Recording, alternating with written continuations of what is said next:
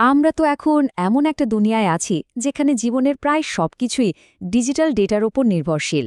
কিন্তু কখনো কি মনে হয়েছে একটা ক্লিকেই আমাদের কত ব্যক্তিগত তথ্য অন্যের হাতে চলে যেতে পারে? এই যে এত ডেটা, এগুলো আসলে কতটা সুরক্ষিত? আজকের এই বিশ্লেষণে আমরা ডেটা সুরক্ষার কিছু একেবারে মৌলিক কিন্তু খুব শক্তিশালী কৌশল নিয়ে কথা বলবো, যা আমাদের এই ডিজিটাল বিশ্বকে নিরাপদ রাখতে সাহায্য করে। তো শুরুতেই একটা সহজ প্রশ্ন করা যাক। যখন অনলাইনে কিছু কেনা হয়, বন্ধুদের সাথে চ্যাট করা হয় বা খুব জরুরি কোনো ফাইল ক্লাউডে সেভ করে রাখা হয়, তখন কি একবারও মনে হয় যে এই তথ্যগুলো আসলে কতটা নিরাপদ? এই প্রশ্নটা নিয়েই কিন্তু আমাদের আজকের পুরো আলোচনা। আচ্ছা, তাহলে চলুন একদম গোড়া থেকে শুরু করা যাক। যে কোনো কিছুকে রক্ষা করার আগে তো জানতে হবে আমরা ঠিক কী রক্ষা করতে চাইছি আর আমাদের আসল লক্ষ্যটা কী। ডেটা সুরক্ষার ক্ষেত্রেও ব্যাপারটা ঠিক তাই। এর কিছু মৌলিক ভিত্তি আছে যা আগে বোঝা দরকার। ডেটা সুরক্ষার পুরো ধারণাটাই আসলে তিনটা মূল স্তম্ভের উপর দাঁড়িয়ে আছে। এটাকে বলা হয় সিআইএ ট্রাইঅ্যাড। না, এখানে সিআইএ মানে কিন্তু আমেরিকার সেন্ট্রাল ইন্টেলিজেন্স এজেন্সি নয়। এর আসল মানে হল কনফিডেন্সিয়ালিটি, ইন্টেগ্রিটি আর অ্যাভেলেবিলিটি। বাংলায় বললে গোপনীয়তা, অখণ্ডতা এবং প্রাপ্যতা। এই তিনটা জিনিস নিশ্চিত করাই হল ডেটা সুরক্ষার মূল লক্ষ্য। প্রথম স্তম্ভটা হলো গোপনীয়তা বা কনফিডেন্সিয়ালিটি। সহজ কথা এর মানে হলো তথ্য শুধু তারাই দেখতে বা ব্যবহার করতে পারবে যাদের সেই অনুমতি আছে। ব্যাপারটা অনেকটা একটা ব্যক্তিগত ডায়েরির মতো, যার চাবি শুধু মালিকের কাছেই থাকে। অন্য কেউ চাইলেই সেটা খুলে পড়তে পারবে না। এরপর আসছে অখণ্ডতা বা ইন্টেগ্রিটি। এটার কাজ হলো এটা নিশ্চিত করা যে ডেটা একদম সঠিক এবং নির্ভরযোগ্য আছে। মানে পাঠানোর সময় বা কোথাও স্টোর করে রাখার সময় কেউ এর মধ্যে কোনো পরিবর্তন করতে পারেনি। একটা সিল করা চিঠির কথা ভাবা যেতে পারে। চিঠির ওপরের সিলটা যদি ঠিকঠাক থাকে, তার মানে হলো চিঠিটা মাঝপথে কেউ খোলেনি। আর সবশেষে যেটা আসছে সেটা হলো প্রাপ্যতা বা অ্যাভেলেবিলিটি।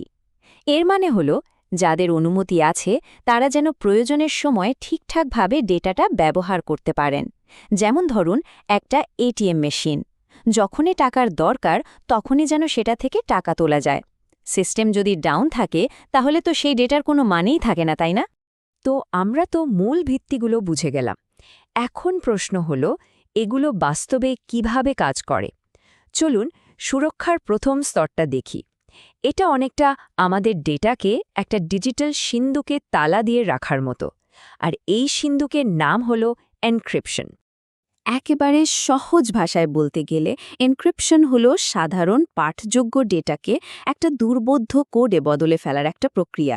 এই কোডটাকে বলা হয় সাইফার টেক্সট, আর এই কোড থেকে আবার আগের অবস্থায় ডেটা ফেরত আনতে একটা বিশেষ চাবি বা কি এর দরকার হয়। সঠিক চাবি ছাড়া এই ডেটা পড়া বলতে গেলে প্রায় অসম্ভব। এনক্রিপশনের চাবি কিন্তু সাধারণত দুই রকমের হয়। একটা হলো সিমেট্রিক, যেখানে ডেটা লক করা আর আনলক করার জন্য একটাই চাবি ব্যবহার করা হয়। এটা খুব দ্রুত কাজ করে। আর দ্বিতীয়টা হলো এসিমেট্রিক, যেখানে দুটো চাবি থাকে। একটা পাবলিক, যেটা দিয়ে যে কেউ ডেটা লক করতে পারে, আর একটা প্রাইভেট, যেটা শুধু প্রাপকের কাছেই থাকে ডেটা খোলার জন্য। ব্যাপারটা অনেকটা এরকম। বাসার ঠিকানাটা হলো পাবলিক কি, যেটা সবাই জানতে পারে, কিন্তু ঘরের চাবিটা হলো প্রাইভেট কি, যেটা শুধু একজনের কাছেই থাকে। বুঝতেই পারছেন, এ কারণেই এটা অনেক বেশি নিরাপদ। এই ছবিটা দেখলেই কিন্তু পুরো ব্যাপারটা পরিষ্কার হয়ে যাবে। এখানে স্লাইডের বাম দিকে দেখুন সিমেট্রিক এনক্রিপশন, যেখানে একটাই চাবি ব্যবহার হচ্ছে, আর ডান দিকে অ্যাসিমেট্রিক সিস্টেমে দুটো চাবি, পাবলিক আর প্রাইভেট, একসাথে কাজ করছে। তবে সবচেয়ে মজার বিষয় হলো প্রায় এই দুটো পদ্ধতিকে একসাথে কাজে লাগানো হয়, যাকে বলে হাইব্রিড মডেল। এতে হয় কি, দ্রুতগতির সিমেট্রিক পদ্ধতিটা দিয়ে আসল ডেটা এনক্রিপ্ট করা হয়, আর নিরাপদ অ্যাসিমেট্রিক পদ্ধতিটা ব্যবহার করা হয় শুধু ওই সিমেট্রিক চাবিটা আদান প্রদানের জন্য।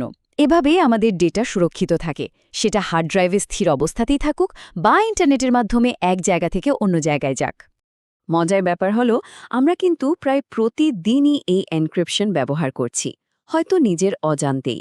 যখন কোনো ওয়েবসাইটের ঠিকানার শুরুতে HTTPS আর একটা তালার চিহ্ন দেখা যায়, তার মানে হলো আমাদের ব্রাউজার আর ওই ওয়েবসাইটের মধ্যে সব কথাবার্তা এনক্রিপ্টেড।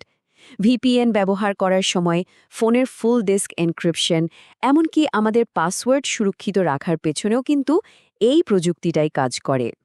কিন্তু ডেটা সুরক্ষিত রাখার জন্য কি শুধু তালা দেওয়াই একমাত্র উপায়?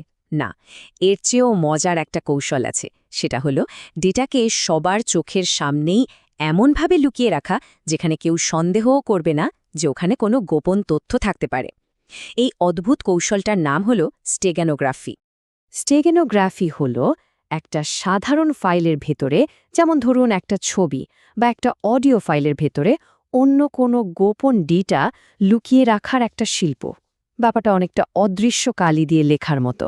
চিঠিটা দেখতে একটা সাদা কাগজের মতো মনে হবে, কিন্তু সঠিক পদ্ধতি ব্যবহার করলেই শুধু ভেতরের লুকানো বার্তাটা পড়া যাবে। এর মূল উদ্দেশ্যই হল গোপন তথ্যের অস্তিত্বটাকেই গোপন করে ফেলা। এই ছবিটাতে যদি তাকানো যায় তাহলে দেখা যাবে যে কত অবাক করা উপায় এটা করা যায়। যেমন ধরুন একটা ছবির হাজার হাজার পিক্সেলের রং খুব সামান্য এদিক ওদিক করে তার মধ্যে গোপন টেক্সট ঢুকিয়ে দেওয়া যায়, যা খালি চোখে ধরা প্রায় অসম্ভব। ঠিক একইভাবে একটা অডিও ফাইলের শব্দ তরঙ্গে সামান্য পরিবর্তন এনে বা একটা ভিডিওর কোনো ফ্রেমেও ডেটা লুকিয়ে রাখা যায়। এমনকি সাধারণ টেক্সটের মধ্যেও অক্ষরের অবস্থান একটু অদল বদল করে গোপন বার্তা পাঠানো সম্ভব। আর ঠিক এই কারণে এই কৌশলটা এত শক্তিশালী, কারণ এনক্রিপ্ট করা একটা ফাইল দেখলেই বোঝা যায় যে এর ভেতরে জরুরি কিছু একটা আছে, আর সেটা ভাঙার চেষ্টাও করা হতে পারে। কিন্তু স্টেগানোগ্রাফির ক্ষেত্রে একটা সাধারণ ছবির ফাইল দেখে কে সন্দেহ করবে বলুন তো? এটাই এর সবচেয়ে বড় সুবিধা। আচ্ছা, আমরা ডেটা লক করা শিখলাম, ডেটা লুকিয়ে রাখাও শিখলাম, কিন্তু একটা খুব জরুরি প্রশ্ন কিন্তু এখনও বাকি। সেটা হলো বিশ্বাস। কিভাবে নিশ্চিত হওয়া যাবে যে যেই ডেটাটা পাওয়া গেছে সেটা সঠিক ব্যক্তির কাছ থেকেই এসেছে এবং মাঝপথে কেউ এটা বদলে দেয়নি? এই সমস্যার সমাধান হল ডিজিটাল স্বাক্ষর। এই প্রশ্নটা কিন্তু খুবই গুরুত্বপূর্ণ। ধরুন একটা ইমেল আসলো বা একটা ফাইল ডাউনলোড করা হলো, কিভাবে নিশ্চিত হওয়া যাবে যে এটা আসলেই আসল রেমিটেন্টের কাছ থেকে এসেছে? অথবা ফাইলটা নামানোর সময় কেউ এর মধ্যে কোনো ক্ষতিকর কোড ঢুকিয়ে দেয়নি? এই সব কিছু নিশ্চিত করার উপায়ই হল ডিজিটাল স্বাক্ষর। ডিজিটাল স্বাক্ষর তৈরির প্রক্রিয়াটা বেশ মজার। প্রথমে মূল ডকুমেন্ট থেকে একটা বিশেষ অ্যালগোরিদম দিয়ে একটা ইউনিক ডিজিটাল ফিঙ্গারপ্রিন্ট তৈরি করা হয়, যাকে বলে হ্যাশ। এই হ্যাশ জিনিসটা অনেকটা একটা বইয়ের সারাংশের মতো। মূল বইয়ের একটা শব্দও যদি বদলায়, সারাংশটা কিন্তু পুরোপুরি বদলে যাবে। এরপর প্রেরক তার নিজের গোপন বা প্রাইভেট কি দিয়ে ওই হ্যাশটাকে এনক্রিপ্ট করে ফেলেন।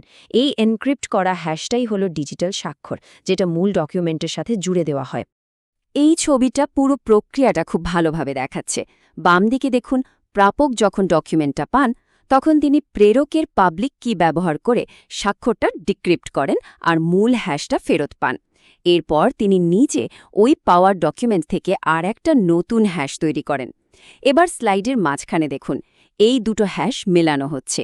যদি দুটো হ্যাশ হুবহু মিলে যায়, তার মানে হলো ডকুমেন্টটা একদম আসল এবং এর মধ্যে কোনো পরিবর্তন করা হয়নি। এর মাধ্যমে তিনটা খুব গুরুত্বপূর্ণ জিনিস নিশ্চিত হয়: অথেন্টিকেশন বা প্রেরকের পরিচয়, ইন্টিগ্রিটি বা ডেটার অখণ্ডতা, আর নন রেপুডিয়েশন মানে প্রেরক পরে অস্বীকার করতে পারবেন না যে তিনি এটা পাঠাননি। আর এই পুরো জটিল প্রক্রিয়ার সবচেয়ে পরিচিত উদাহরণটা কিন্তু আমরা রোজই দেখি। আমাদের ওয়েব ব্রাউজারের অ্যাড্রেস বারে যে ছোট্ট তালার আইকনটা থাকে, ওটাই হলো প্রমাণ। এই আইকনটা জানান দেয় যে ওই ওয়েবসাইটটি একটি ডিজিটাল সার্টিফিকেট ব্যবহার করছে, যে একটা বিশ্বস্ত প্রতিষ্ঠান বা সার্টিফিকেট অথরিটি দিয়ে যাচাই করা। এটাই নিশ্চিত করে যে আমরা একটা সঠিক আর নিরাপদ ওয়েবসাইটের সাথেই যুক্ত আছি। তাহলে পুরো আলোচনা থেকে যা বোঝা গেল তা হল, ডেটা সুরক্ষা আসলে কোনো একটা জাদুকরী সমাধান নয়। এটা অনেকটা একটা স্তরযুক্ত প্রতিরক্ষা ব্যবস্থার মতো, যেখানে বিভিন্ন ধরনের কৌশল একসাথে মিলে আমাদের ডিজিটাল জগৎটাকে সুরক্ষিত রাখে। আমরা আজকে মূলত তিনটি কৌশল দেখলাম।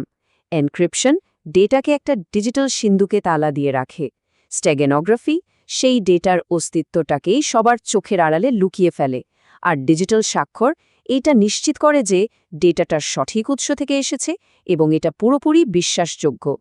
তবে শেষ করার আগে একটা প্রশ্ন কিন্তু থেকেই যায়। একদিকে যেমন ডেটাকে বাঁচানোর জন্য নতুন নতুন কৌশল তৈরি হচ্ছে, ঠিক তেমনি অন্যদিকে হ্যাকাররাও কিন্তু আরও চালাক হচ্ছে। তাহলে ভবিষ্যতে কি হতে চলেছে? প্রযুক্তি কি আমাদের ডেটাকে আরও বেশি সুরক্ষিত করবে, নাকি আরও নতুন নতুন ঝুঁকির জন্ম দেবে? এটা কিন্তু ভাবনার বিষয়, তাই না?